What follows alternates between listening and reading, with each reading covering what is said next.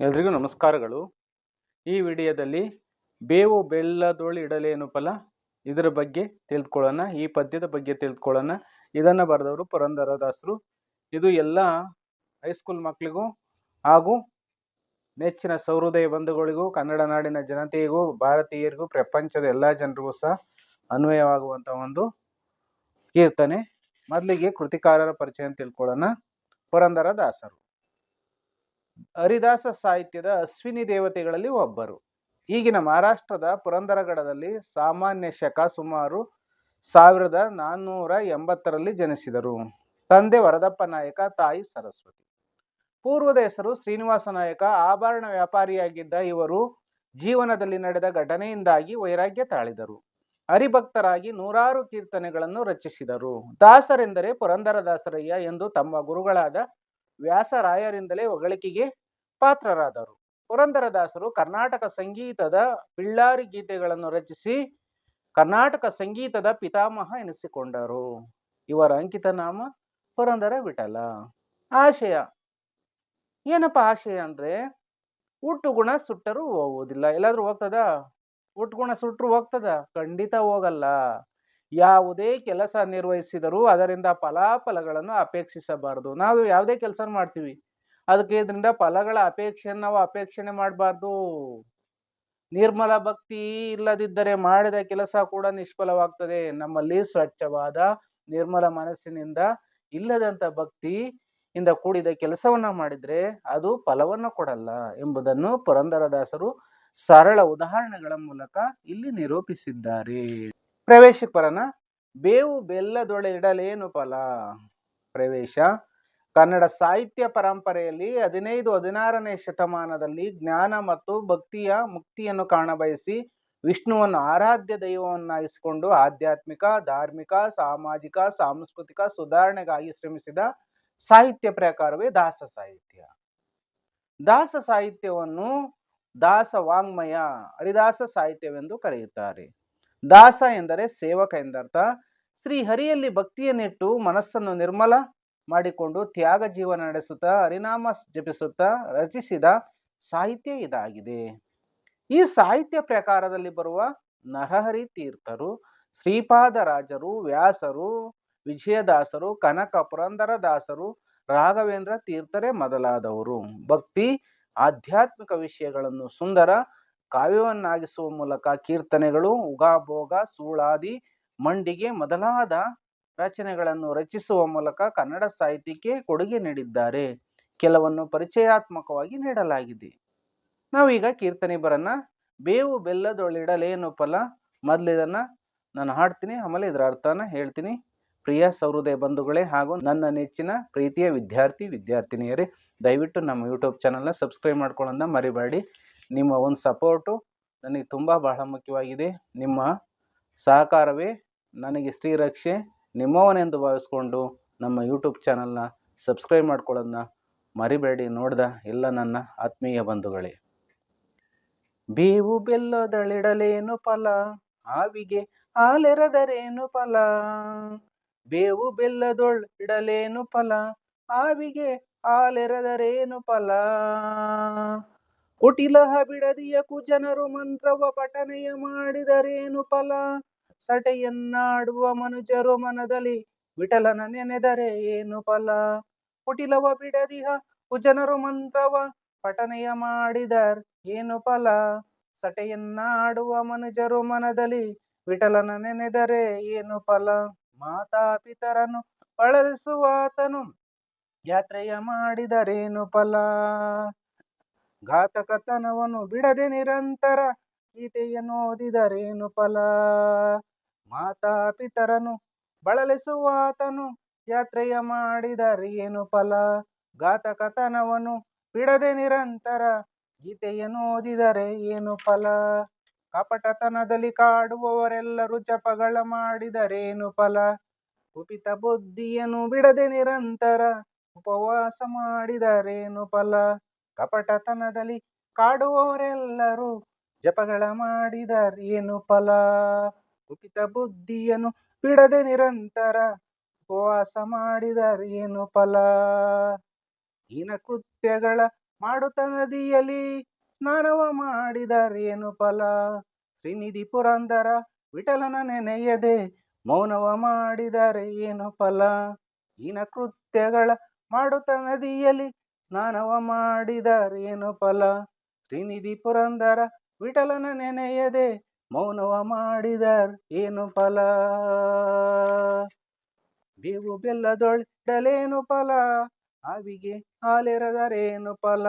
ಬೇವು ಬೆಲ್ಲದೊಳಿಡಲೇನು ಫಲ, ಆವಿಗೆ ಹಾಲೆರೆದರೇನು ಫಲ. ಈ ಕೀರ್ತನೆ ಅರ್ಥವನ್ನು ತಿಳ್ಕೊಳ್ಳೋಣ ಪ್ರಿಯ ಸರ್ವೋದಯ ಮಿತ್ರರೇ ಹಾಗೂ ನನ್ನ ನಲ್ಮೆ ವಿದ್ಯಾರ್ಥಿನಿಯರೇ. ಇಲ್ಲಿ ಪುರಂದರದಾಸರು ಹೇಳ್ತಾ ಇದ್ದಾರೆ, ಬೇವು ಬೆಲ್ಲದೊಳಿಡಲೇನು ಫಲ, ಆವಿಗೆ ಹಾಲೆರೆದರೇನು ಫಲ. ಬೇವಿನ ಮರಕ್ಕೆ ಬೆಲ್ಲವನ್ನ ಹಾಕಿ, ಆ ಬೇವಿನ ಸೊಸಿಗೆ ಬೆಲ್ಲವನ್ನ ಹಾಕಿ ಬೆಲ್ಲದ ಕಟ್ಟೆಯನ್ನ ಮಾಡಿ ಅದನ್ನ ಇಟ್ರೇನು ಫಲ, ಅದು ಕಹಿಯನ್ನು ಬಿಡ್ತದ, ಸಿಹಿಯನ್ನು ಕೊಡುವುದಿಲ್ಲ. ಎಂದಿಗೂ ಸಹ ಬೇವಿನ ಮರ ಬೆಲ್ಲದ ಕಟ್ಟೆಯನ್ನು ಕಟ್ಟಿ ಅಥವಾ ಬೆಲ್ಲದಿಂದ ನಾವು ಅದನ್ನ ಕೂಡಿಸಿದ್ರು ಸಹ ಇಲ್ಲಿ ಕಹಿಯನ್ನ ಬಿಡೋದಿಲ್ಲ, ಸಿಹಿ ಎಂದೂ ಆಗುವುದಿಲ್ಲ. ಅದರಿಂದಲೇ ಹೇಳ್ತಾರೆ ಪುರಂದರದಾಸರು, ಬೇವು ಬೆಲ್ಲದೊಳು ಇಡಲೇನು ಫಲ. ಹಾಗೆಯೇ ಹಾವಿಗೆ ಹಾಲೆರೆದರೆ ಏನು ಫಲ. ಹಾಗೆ ನೋಡಿ, ಹಾವು ಯಾವಾಗಲೂ ಸಹ ವಿಷವನ್ನ ತುಂಬಿಕೊಂಡಿರುವಂತಹ ಹಾವು. ಇಲ್ಲಿ ಮನುಷ್ಯರು ಹೇಳ್ತಾ ಇದ್ದಾರೆ ಈ ಮಾತನ್ನ ಪುರಂದರದಾಸರು.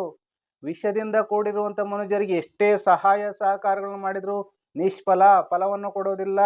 ಹಾಗೆ ಹಾವಿಗೆ ಹಾಲೆರೆದರೆ ಏನು ಫಲ. ಹಾವಿಗೆ ವಿಷ ಸರ್ಪಕ್ಕೆ ಹಾವಿಗೆ ಹಾಲನ್ನ ಕೊಟ್ಟರು ಸಹ ಏನು ಫಲ ಆಗೋದಿಲ್ಲ, ನಿಷ್ಫಲವೇ ಹೊರತು ಫಲ ಎಂದಿಗೂ ಸಿಗಲ್ಲ. ಆದ್ರಿಂದ ದುಷ್ಟ ಜನರು, ಕೆಟ್ಟ ಜನರಿಗೆ ನಾವು ಎಷ್ಟೇ ಸಹಾಯ ಸಹಕಾರ, ಪ್ರೀತಿ, ವಿಶ್ವಾಸ, ಮಮತೆಯನ್ನ, ಕರುಣೆಯನ್ನ ತೋರಿಸಿದ್ರು ಸಹ ಅವರು ನಮಗೆ ಕೆಟ್ಟದನ್ನು ಮಾಡುವುದನ್ನ ಬಿಡೋದಿಲ್ಲ ಅಂತ ಇಲ್ಲಿ ಹೇಳ್ತಾ ಇದ್ದಾರೆ. ಈ ಪಲ್ಲವಿಲಿ ನಾವು ತಿಳ್ಕೊಬಹುದಾಗಿದೆ.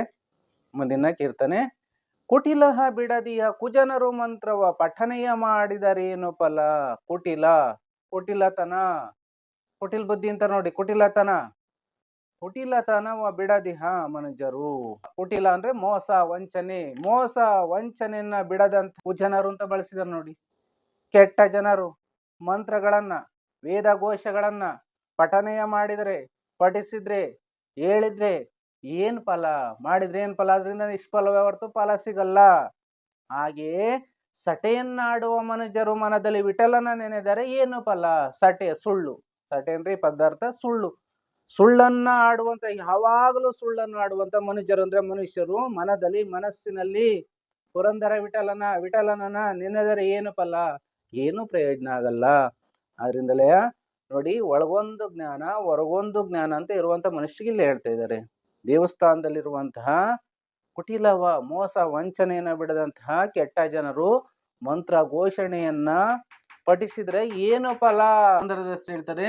ಕುಟಿಲವ, ಮೋಸ, ವಂಚನೆ, ಸುಳ್ಳನ್ನ ಬಿಡದಂತಹ ಕುಜನರು, ಕೆಟ್ಟ ಜನರು, ದುಷ್ಟ ಜನರು ಮಂತ್ರ ಘೋಷಣೆಯನ್ನ, ವೇದ ಘೋಷಣೆಯನ್ನ ಪಠಿಸಿದ್ರೆ, ಶ್ಲೋಕವನ್ನ ಪಠಿಸಿದ್ರೆ ಏನು ಫಲ, ಮಾಡಿದರೆ ಏನು ಫಲ.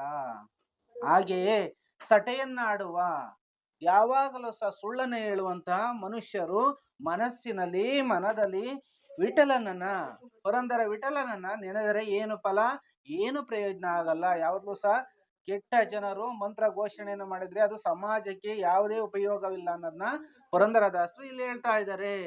ಕೀರ್ತನೆ, ಮಾತಾಪಿತರನ್ನು ಬಳಲಿಸುವ ಆತನು ಯಾತ್ರೆಯ ಮಾಡಿದರೇನು ಫಲ. ಮಾತಾಪಿತರು ಅಂದ್ರೆ ಇಲ್ಲಿ ತಂದೆ ತಾಯಿಗಳನ್ನ ಬಳಲಿಸುವನು, ಊಟ ಉಪಚಾರಗಳನ್ನ ಮಾಡದೆ, ಅವರ ಹರಕೆಗಳನ್ನ ಮಾಡದೆ ಇರುವಂತಹವನು, ಯಾತ್ರೆ ಅಂದ್ರೆ ತೀರ್ಥ ಕ್ಷೇತ್ರಗಳು, ಪುಣ್ಯ ಕ್ಷೇತ್ರಗಳು, ಕಾಶಿ, ವಾರಣಾಸಿ, ಅಯೋಧ್ಯೆ, ರಾಮೇಶ್ವರ, ತಿರುಪತಿ, ತಿರುಮಲ, ಹೀಗೆ ತಿರುವನಂತಪುರ, ಹೀಗೆ ಅನೇಕ ದೇವಸ್ಥಾನದ ಪುಣ್ಯ ಸ್ಥಳಗಳನ್ನ ಯಾತ್ರೆಯನ್ನ ಮಾಡಿದ್ರೆ ಅದರಿಂದ ಪ್ರಯೋಜನವಿಲ್ಲ. ಹಾಗೆಯೇ ಘಾತಕತನವನ್ನು ಬಿಡದೆ ನಿರಂತರ ಗೀತೆಯನ್ನು ಓದಿದರೇನು ಫಲ. ಘಾತಕರು, ದುಷ್ಟರು, ಮೋಸಗಾರರು, ವಂಚಕರು, ಘಾತಕತನ ಅಂದ್ರೆ ದುಷ್ಟರು, ಕೆಟ್ಟವರು. ಆಗ ಘಾತಕತನ ಅಂದ್ರೆ ಕೆಟ್ಟತನವನ್ನ ಬಿಡದಂತಹ ಮನುಷ್ಯರು ನಿರಂತರ ಯಾವಾಗಲೂ ಸಹ ಗೀತೆ ಅಂದ್ರೆ ಭಗವದ್ಗೀತೆ ಆಗಿರ್ಬೋದು, ಅಥವಾ ದೇವರ ನಾಮಸ್ತೋತ್ರಗಳಿರ್ಬೋದು, ಅವು ದೇವರ ಹಾಡುಗಳಿರ್ಬೋದು, ಇವುಗಳನ್ನ ಪಠನೆಯ ಮಾಡಿದ್ರೆ, ಸ್ತೋತ್ರವನ್ನ ಮಾಡಿದ್ರೆ ಏನು ಫಲವಿಲ್ಲ ಅಂತೇಳಿ ಇಲ್ಲಿ ಪುರಂದರದಾಸರು ಹೇಳ್ತಾ ಇದ್ದಾರೆ.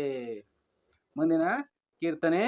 ಕಪಟತನದಲ್ಲಿ ಕಾಡುವವರೆಲ್ಲರೂ ಜಪಗಳ ಮಾಡಿದರೇನು ಫಲ. ಅಂದ್ರೆ ಕಪಟತನ ನೋಡಿ, ಕಪಟತನ ಯಾವಾಗ್ಲೂ ಸಹ ದುಷ್ಟತನ, ಕೆಟ್ಟತನ, ಒಳಗೊಂದು ಜ್ಞಾನ ಹೊರಗೊಂದು ಜ್ಞಾನ. ಆ ಕಪಟಿಗಳು, ಕಪಟತನಕ್ಕೆ ಉದಾಹರಣೆ ನರಿ. ನರಿ ಅಲ್ವಾ ಮೋಸದ್ದು ಬುದ್ಧಿ ಇರೋದು, ನರಿ ಬುದ್ಧಿ ಅಂತಾರಲ್ಲ. ಹಾಗೆ ಈ ಕಪಟತನದಲ್ಲಿ ಅಂದ್ರೆ ಮೋಸದ ಬುದ್ಧಿಯಲ್ಲಿ ಕಾಡುವಂತ ಜನರೆಲ್ಲರೂ ಸಹ ಜಪಗಳು, ತಪಸ್ಸುಗಳು. ಜಪ ಅಂದ್ರೆ ತಪಸ್ಸನ್ನ ಮಾಡಿದ್ರೆ ಏನು ಫಲ? ಏನು ಫಲವಾಗಲ್ಲ, ಅದು ವ್ಯರ್ಥ ಅಂತ ಹೇಳ್ತಾ ಇದ್ದಾರೆ. ಕುಪಿತ ಬುದ್ಧಿಯ ಬಿಡದೆ ನಿರಂತರ ಉಪವಾಸ ಮಾಡಿದರೇನು ಫಲ. ಕುಪಿತ ಅಂದ್ರೆ ಸಿಟ್ಟಿನಿಂದ ಕೂಡಿದಂತ, ಯಾವಾಗಲೂ ಸಹ ಸಿಟ್ಟಿನಿಂದ ಕೂಡಿರುವಂತಹ ಮನುಷ್ಯರು ಆ ಬುದ್ಧಿಯನ್ನ ತ್ಯಜಿಸದೆ ಬಿಡದೆ ಈ ನಿರಂತರ ಅಂದ್ರೆ ಯಾವಾಗಲೂ ಸಹ ಉಪವಾಸ, ದೇವರ ನಾಮಸ್ಮರಣೆ ಏನ್ ಮಾಡ್ತಾ, ನಾನು ಇವತ್ತು ಉಪವಾಸ ಇದ್ದೀನಿ, ಶಿವರಾತ್ರಿ ಮಹಾಶಿವರಾತ್ರಿ ಉಪವಾಸ ಇದ್ದೀನಿ, ಏಕಾದಶಿ ನಾನು ಉಪವಾಸ ಇದ್ದೀನಿ ಅಂತ ಹೇಳ್ತಾರಲ್ಲ. ಇವತ್ತು ನಾನು ಸಂಕಷ್ಟಿ ಅದನ್ನ ನಾನು ಉಪವಾಸ ಇದ್ದೀನಿ ಅಂತ ಹೇಳ್ತಾರಲ್ಲ. ಅಂತವರಿಗೆ ಇದು ಬಹಳ ಅನ್ವಯ ಆಗ್ತದೆ.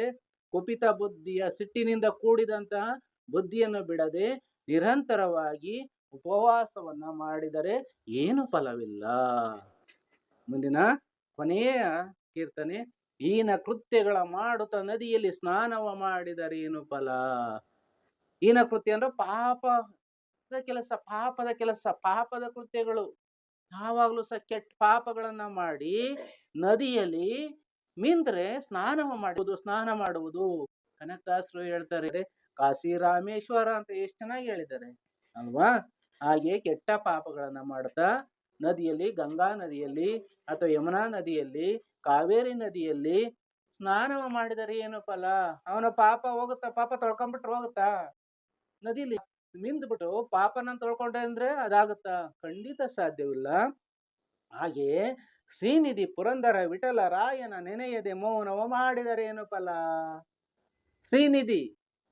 ಶ್ರೀನಿಧಿ ಸಾಕ್ಷಾತ್ ಪುರಂದರ ವಿಠಲ, ಮಹಾವಿಷ್ಣು ಪುರಂದರ ವಿಠಲನ ನಾಮಸ್ಮರಣೆಯನ್ನ ಮಾಡದೆ, ನೆನೆಯದೆ ಅಂದ್ರೆ ನಾಮಸ್ಮರಣೆಯನ್ನ ಮಾಡದೆ ಮೌನವ ಮಾಡಿದರೆ ಏನು ಫಲ. ನೀನು ಯಾವಾಗ್ಲೂ ಸಹ ಮೌನಿಯಾಗಿದ್ರೇನು ಫಲ.